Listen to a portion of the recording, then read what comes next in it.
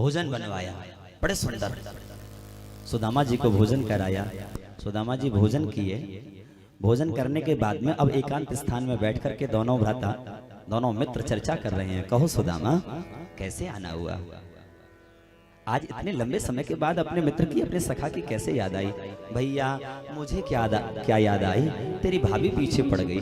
मैंने बहुत मना किया, अरे वो बहुत बड़े देश का राजा है, वो मुझे क्या पहचानेगा, पर नहीं, वो तो पीछे पड़ गई। ओ हो, भाभी ने भेजा है क्या? सच में विवाह हो गया सुदामा? अरे भैया गरीबन को कैसो ब्याह, भैया ब्याह तो अमीरन को हुए। हाँ है गई एक जल्दबाजी से में ब्याह। अच्छा ये तो बढ़िया बात नहीं है सुदामा, ब्याह कर लियो और अपने मित्र को निमंत्रण नहीं दियो। सुदामा मनी मन कह रहे हैं भैया इतनी दूर आए के रह रहे हो है तो को निमंत्रण दे भे, आम तो मेरे तो ब्याह है ले, तो फिर बुढ़ापो आ जाते भैया इतनी दूर आए मैं। अच्छा चलो कोई बात नहीं। कछु भाभी हमको दियो सो तुम काहे न देत, और चाप पोठरी कांख में रहे कहो कि। सुदामा जी ने यहाँ का द्वारिका का भोजन करके मन में ऐसी शंका संकोच हुआ, मैं लाया हूँ टूटे हुए चावल के दाने, इनको अगर मेरा कन्हैया खाएगा तो इसका अपमान होगा, इसका मुंह का स्वाद बिगड़ जाएगा, इसलिए वो पोटली बगल में छिपा ली। नहीं मैं दिखाऊंगा ही नहीं, बताऊंगा ही नहीं कि मैं कुछ लाया भी हूँ। पर भगवान तो अंतर्यामी जान गए, हाथ उठा लिया, चाप पोटरी कांख में रहे कहो कही है। हमारी भाभी ने कुछ भेजा है ना, और तुम छिपा करके ले जा रहे हो।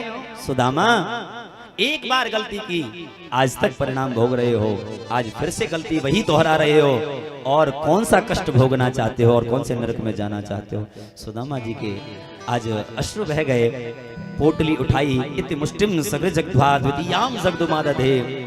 हमारे दयालु प्रभु ने, उन करुणावत्सल प्रभु ने बिना सोचे विचारे पोटली को खोला, मुट्ठी भरी और मुंह में डाल ली। एक मुट्ठी मुंह में डाली, दूसरी मुट्ठी भर करके जैसे ही मुंह में डालना चाहते हैं तभी रानियां आईं, भगवान का हाथ पकड़ लिया। प्रभु क्या चाहते हो? एक मुट्ठी इसके द्वारा लाया गया प्रसाद पाकर के इसको जितनी आवश्यकता थी उतनी संपत्ति आपने दे दी। दूसरी मुट्ठी और इन सारे प्रसाद को पाकर के और कौन से लोक का राज्य इसे दान में देना चाहते हो, और कहां का राजा बनाना चाहते हो? कुछ संत कहते हैं, बोले इस भाव से रानियों ने हाथ नहीं पकड़ा। रानियां कहना चाहती हैं स्वामी ये ब्राह्मण देव पधारे हैं, आपके भक्त हैं, अपने द्वारा आपके लिए पाने के लिए कुछ प्रसाद लेकर के आए हैं। इतना मधुर प्रसाद क्या आप अकेले पाओगे? हम भी तो आपकी अर्धांगिनी हैं, आपकी पत्नी हैं, हमारा भी तो आपकी हर वस्तु पर थोड़ा तो अधिकार है ही, ज्यादा नहीं तो कम से कम एक एक दाना ही सही हमारे लिए भी तो कुछ प्रसाद छोड़ दो। मनो इसलिए आज हाथ पकड़ लिया है, भाव चाहे जो भी हो। रानियों ने हाथ पकड़ा है, भगवान ने छोड़ दिया, चर्चा हुई है, रानियों को आज्ञा दी, आओ ब्राह्मण देव पधारे हैं, आशीर्वाद लो। रानियां आशीर्वाद लेने लगी। अब एक रानी हो, 2 हो, 10 हो, 20 हो, 50 हो, 100 हो तो चल जाए, यहाँ तो 16,108 है, पूरा का पूरा गांव बसा हुआ है। सुदामा जी बार बार हाथ उठा के आशीर्वाद देते हैं, सौभाग्यवती भव, सौभाग्यवती भव, सौभाग्यवती भव। सुदामा जी को क्या पता कितनी लंबी यहाँ लाइन लगा रखी है, वो तो बेचारे सहज भाव से सौभाग्यवती भव, सौभाग्यवती भव। 10, 20, 50, 100 रानियां निकल गई। सुदामा जी कह रहे भैया कितनी है? बोले भैया वहां देख पंक्ति दिख रही है, जहां तक तेरी नजर जाए वहां तक सब तेरी भाभी भाभी। वारे वाह छलिया, तू वास्तव में छलिया है। हमने एक ब्याह करो, वही को उलानो दे दियो कि हम बुलाए नहीं, खुद इतनी लंबी लाइन लगा के बैठे हो, एक में 9 तो नहीं दियो। भगवान बोले भैया कोई राजी रिश्ते थे ब्याह ना भयो, काऊ ब्याह में हम लेके भाग गए, काऊ में कोई हमें लेके भाग गई, ऐसे करके ब्याह गए। बोले भक्त वत्सल भगवान की जय हो। ऐसा सुंदर भाव भैया।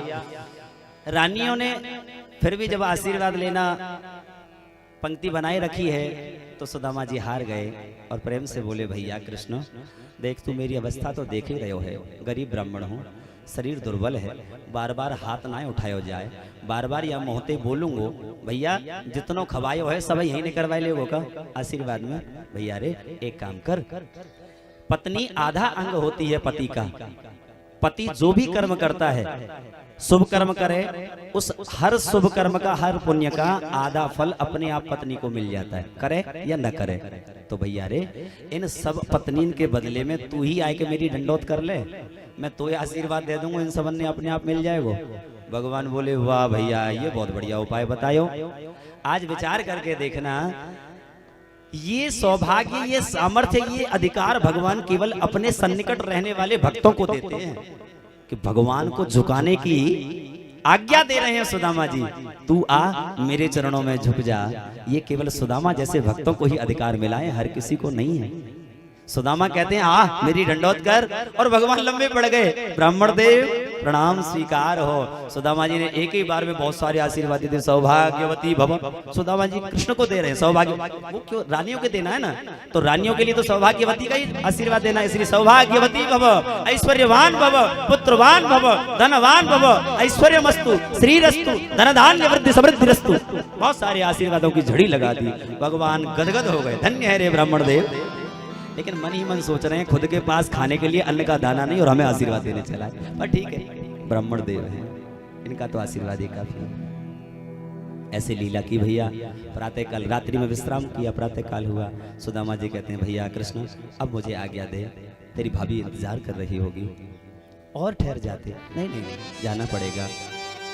जाने लगे, पहुंच गए। यहाँ रात्रि काल में ही भगवान ने विश्वकर्मा को और कुबेर को आज्ञा दे करके उनके झोंपड़ी के स्थान पर सुंदर सुंदर महल दुमहले बना दिए, सब भोग सामग्री वहां उपस्थित कर दिए हैं। सुशीला जी महारानियों की तरह रह रही हैं। सुदामा जी पहुंचे, जाकर के देखा बड़े बड़े महल। मन में सोचने लगे भैया हम तो झोंपड़ी में रहने वाले, ये हमारी झोंपड़ी की जगह बड़े बड़े महल कहाँ से आ गए, इतना बड़ा राज्य कहाँ से आया। मन में विचार आया ऐसा तो नहीं बुढ़ापे की वजह से हमें मार्ग भ्रम हो गया हो, गलती से हम कहीं किसी दूसरे नगर में आ गए हों। पर नहीं नहीं, ये पीपल का पेड़ तो वही है जिसके नीचे बैठ करके मैं भगवान का भजन किया करता था, संध्या वंदन किया करता था। हो सकता है मैं चला गया, मेरे पीछे से कोई सेठ आ गया हो साहूकार, और उसने यहाँ बढ़िया जगह देख करके मेरी झोंपड़ी की जगह महल बनवा लिए हो। पर मेरी पत्नी इतनी सुधरी ना है कि इतनी आसानी से अपनी झोंपड़ी की जगह और काऊ दूसरे को दे दे, लड़ मरेगी, नहीं देगी। सोचने लगे चलो जो भी हो, कहीं और जाकर के किसी से पूछ करके आऊं। सुदामा जी जाने लगे, पीछे से सुशीला जी ने आवाज लगाई, स्वामी स्वामी ठहर जाओ, ये आपका ही स्थान है। हाथ में सुंदर स्वर्ण जड़ित और रत्न जड़ित थाल लेकर के आई आरती करने के लिए, पूजन करने के लिए। सुदामा जी ने देखा, अरे देवी तुम? हाँ स्वामी। ये तुम्हारी दशा ऐसे कैसे हुई? ये इतना सौंदर्य, इतना वैभव कहाँ से आया, ये ऐश्वर्य कहाँ से मिला?